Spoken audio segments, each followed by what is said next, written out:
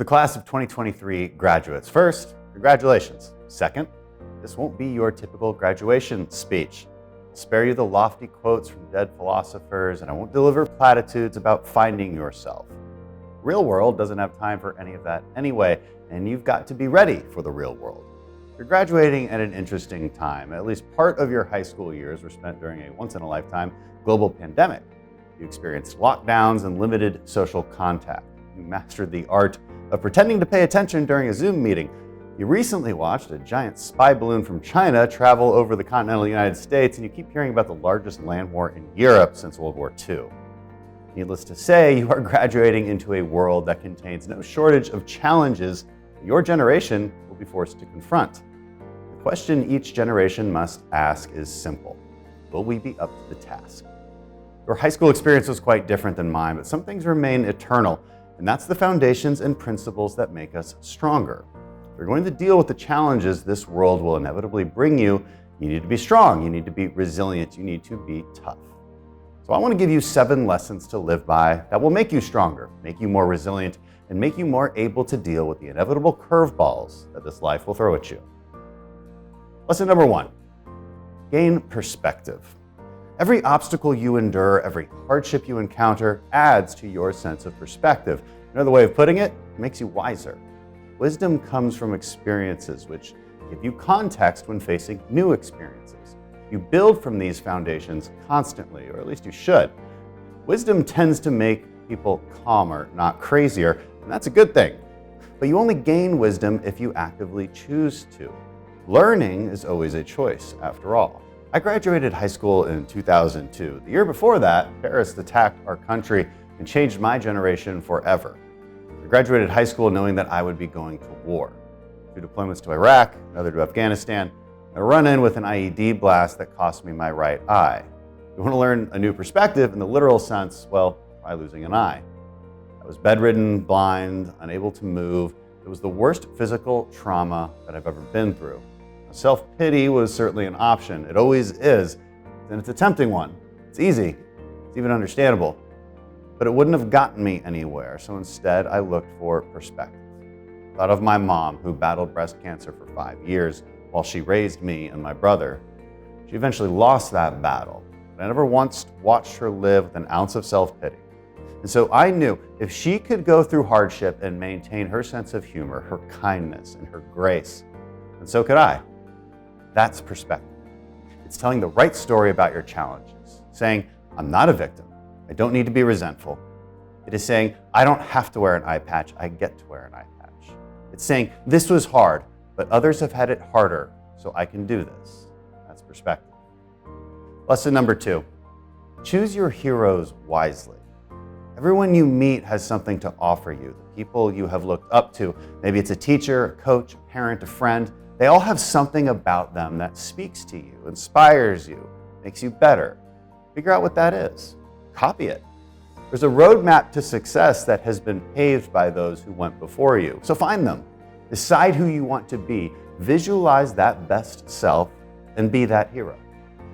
Lesson number 3, shame is good.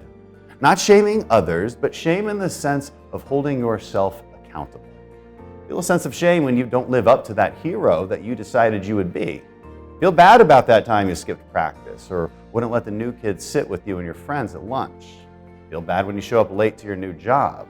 Only you know when you're not putting in the effort you could be, and only you can really hold yourself accountable. Only when we acknowledge our shortcomings and feel that sense of shame can we actually grow and become better people. Lesson number 4, forget about plan B. This means don't quit. Quitting is a choice, and it's never plan A. Plan B was passing the exam. Plan A was acing it. Plan B was a resume that was good enough. Plan A was one that got employers to compete for your talents. When I say don't quit, I don't mean you have to stick to a path in life that isn't working out for you. That isn't quitting. That's changing directions after a confrontation with reality. You may have wanted to be a painter, but you found out you're not very good at it. Quitting means giving up on yourself. Quitting means settling on a version of yourself that you know could be better. So don't do it. Lesson number 5, live with a sense of duty. There are virtues in this life that you should pursue for the simple reason that they are good, they're moral. Patience, politeness, following the law, getting good grades, respecting your parents, living a healthy lifestyle. Even when there may be no reward for doing the right thing, there's no excuse not to do it. This is a duty to yourself and a duty to be part of the solution, not the problem. Lesson number 6, be still. This world is filled with sensationalized news media with overly emotional headlines, looking for clicks, online bullies attacking your character, and bad people just generally trying to take advantage of you. That's the reality. You will have to confront these things, and you probably already have. When you do, you will have a choice. You confront these challenges with a sense of stillness and grace, or with emotion and outrage. Are you reactionary, full of emotion, or do you take a breath and act deliberately? Emotional reactions will chip away at your mental well-being, your relationships, and your ability to persevere through hardship.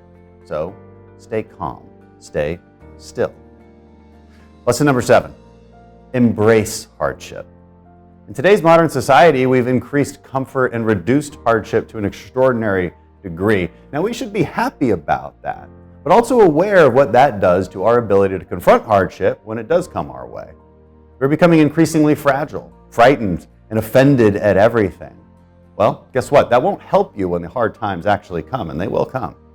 So, find new ways to challenge yourself. Do it often. Climb that mountain, learn that new skill, ask for more responsibility from your boss. Take on an internship or extra coursework or volunteer somewhere. You see, hardship, especially when you seek it out, will make you better prepared for the world and more likely to succeed in it. It won't be easy. Your first job might suck. It might not be your first choice, but you better believe it's important. Why? Because everything you do is important, no matter how small. This is America, where we're blessed to live in a country that guarantees our God-given freedoms. You earn that freedom by living as a citizen driven by purpose and resolve. So practice perspective. Remember, it could be harder. It can always be harder. The way we choose to deal with that hardship is the story that really matters. You're in control of your own story. You have the power to tell a story of being a victor and not a victim. That is the difference between owning your own destiny and letting someone else dictate it to you. From this moment on, I encourage you to own your story, and therefore own your future. You're accountable for everything that happens from here on out because you're the one in control, no one else. I want to leave you with this one last thing. It's called an ethos. An ethos is the characteristic spirit of a culture or community. In the Navy SEAL teams, we have an ethos. It tells us who we should be. It tells us what we should aspire to. You can have an ethos too, a personal ethos that will guide you to success no matter what you choose to do after you graduate. Today, that ethos goes something like this. I will not quit in the face of danger or pain or self-doubt. I will not justify the easier path before me. I decide that all my actions, not just some, matter. Every small task is a contribution toward a higher purpose. Every day is undertaken with a sense of duty to be better than I was yesterday, even in the smallest of ways. I seek out hardship. I do not run from pain, but embrace it, because I derive strength from my suffering. I confront the inevitable trials of life with a smile. I plan to keep my head, to be still when chaos overwhelms me. I will tell the story of my failures and hardships as a victor, not a victim. I will be grateful. Millions who have gone before me have suffered too much, fought too hard, and been blessed with far too little for me to squander this life. So I won't.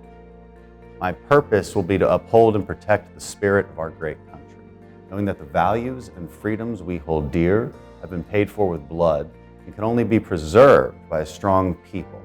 So I will do my part. I will live my life with fortitude. Thank you, graduates, and congratulations to the class of 2023. Good luck.